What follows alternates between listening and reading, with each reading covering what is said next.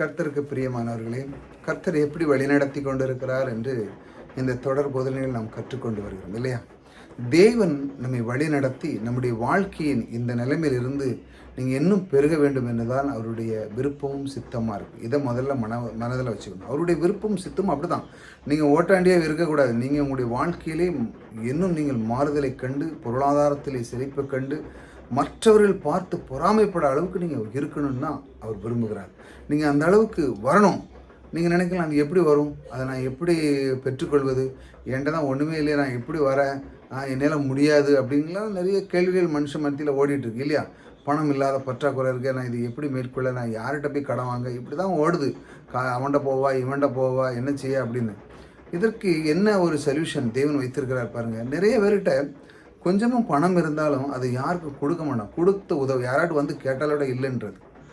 கொஞ்சமாடு இருந்தால் தாங்கங்க, எனக்கு ஒரு உதவி பண்ணுங்க அப்படின்னாலும் கொடுக்க மாட்டாங்க. இல்லை வேண்டாம், கொடுக்காத, அப்புறம் அடுத்தால அது கிடைக்காது, அப்புறம் அப்படி செய்ய இப்படி கொடுக்கிறதும் பொழுது தன்னுடைய மனதை அவன் சரியாக வைப்பதில்லை.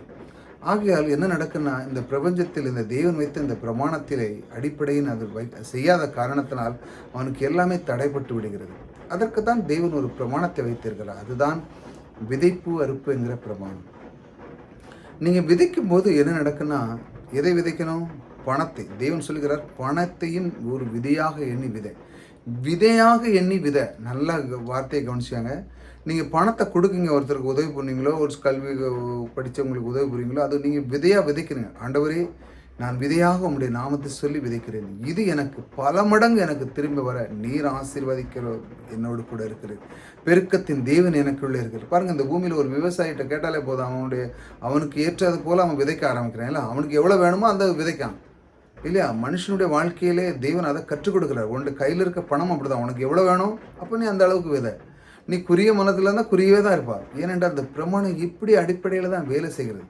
ஆக இதை ஒருவன் புரியும் பொழுது, இந்த சத்தியத்தை ஒருவன் அறியும் பொழுது, அவன் என்ன செய்கிறான்? உற்சாகம், பரவசம் வருகிறது. அதிலிருந்து அவன் மீண்டெழுந்து, என்னுடைய வாழ்க்கையிலே பொருளாதாரத்துக்கு, கர்த்தருக்காக, ஊழியத்துக்கு, மற்ற விஷயங்களுக்கு, சபையை கட்டி கொடுக்க, மற்ற எல்லா காரியத்துக்கும் செய்ய எனக்கு ஒரு பலனை கொடுக்குற கர்த்தர் எனக்குள்ளே இருக்கிறார். ஆக நான் சோர்ந்து போக மாட்டேன்னு சொல்லி அவன் முன்னேறி செல்கிறான். அவன் உற்சாகத்தில் இருக்கிறான். உற்சாகத்தில் இருக்கும்போது என்ன நடக்குன்னா, அவனுக்கு எல்லாமே வாய்க்க பாருங்க. அந்த மாதிரி இந்த சத்தியத்தை நீங்கள் அறிந்துட்டு இருக்கீங்க. ஆகையால் நான் செய்கிற இந்த ஊழியத்துக்கு நீங்கள் உதவி பண்ணலாம். அதற்கு நம்பர் கொடுத்துருக்குறேன். ஒவ்வொரு நாளும் கொஞ்சம் கொஞ்சமாக நீங்கள் விதைக்க ஆரம்பிக்கும் போது தேவனுடைய பெருக்கத்தை, நீங்கள் ஆசீர்வாதத்தை பெறதுக்கு நீங்கள் கற்றுக்கொள்ளுங்க. இல்லை, நான் செய்ய மாட்டேன் அப்படி இருக்கக்கூடாது. தேவன் பெருக்கத்தை அவர் சொல்கிறார், என்னை சோதித்து பாரு சொல்கிறாரு. சோதித்து பாருங்களாம் கர்த்தர்கிட்ட. நான் இப்படி விதைக்கிறேன் ஆண்டவரே, நான் அந்த விளைவு விதைக்கிறேன், எனக்கு எப்போ வரப்போகுது எதிர்பாருங்க. ஒரு குறிப்பிட்ட ஆட்கள் கண்டிப்பாக, இத்தனை நாட்கள் எதிர்பாருங்க, கண்டிப்பாக தேவன் அதற்கு பதில் கொடுப்பார். அதற்கான எல்லாத்தையும் ஆசீர்வாதத்தை உங்களுக்கு கொடுப்பார். நீங்கள் செய்யும் பொழுது தான் அது நடக்கும். ஆக கர்த்தர் இப்படி தான் வந்து உங்களை ஒவ்வொரு நாளும் வழி நடத்துகிறார் பாருங்க. மரித்தோரை உயிர்ப்பித்து இல்லாதவர்களை இருக்கிற போல அழைக்கிறவருமாய் இருக்கிற தேவனுக்கு முன்பாக நாம் எல்லோரும் பாருங்கள், நம்ம எல்லோருக்கும் அவர் தகப்பனானார். நம்ம எல்லோருக்கும் அவர் தகப்பனானார் இல்லையா? நமக்கு பாருங்கள், இல்லாத ஒன்று ஆதியாமில் பார்த்தீங்கன்னா, அவர் இல்லாத ஒன்று வார்த்தையால் சொல்லி அவர் அழைக்கிறார்.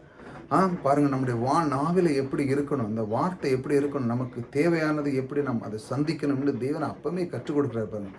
இந்த உலகத்தில் இல்லாத ஒன்று வெளிச்சம் உண்டாவது கடவுது என்று சொல்கிறார். உடனே உண்டாகுது பாருங்கள். அந்த வார்த்தையில், அந்த வார்த்தை என்ன அளவுக்கு அது வேலை செய்கிறது பாருங்கள். இப்படித்தான் அவர் உங்களுக்குள்ளே அந்த நாவிலை வைத்திருக்கிறார் பெருக்கத்தை. எப்படி நீ பேச வேண்டும், எப்படி இருக்க வேண்டும் என்று சொல்லி.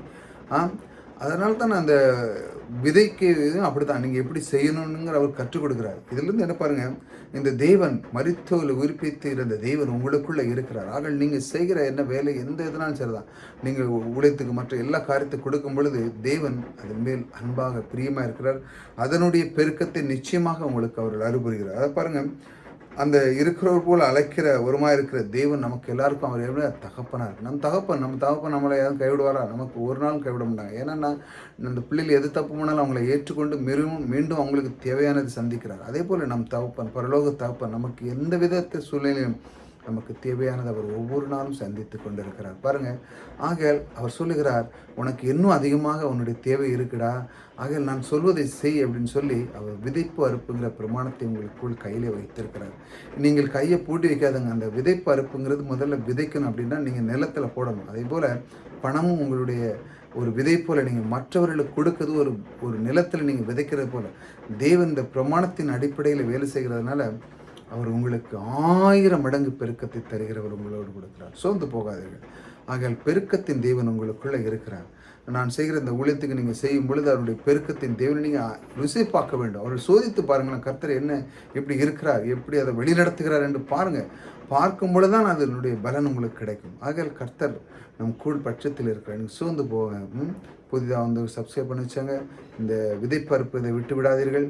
தொடர்ந்து நமக்கு இந்த தேவன் நமக்கு உயிர்ப்பிக்கிற இந்த தேவன் நமக்குள்ளே இருந்து அவர் நம்முடைய தகப்பனாக இருக்கிறதுனால நம்ம அவரோடு அண்டையிலே நான் எப்பொழுதும் இருக்கிறதுக்கு நம் மனதை எப்பொழுதும் அவர்களோடு ஆயத்தமாக இருக்க வேண்டும். அவரை விட்டு நாம் ஒரு நாளும் விலகி போயிடக்கூடாது.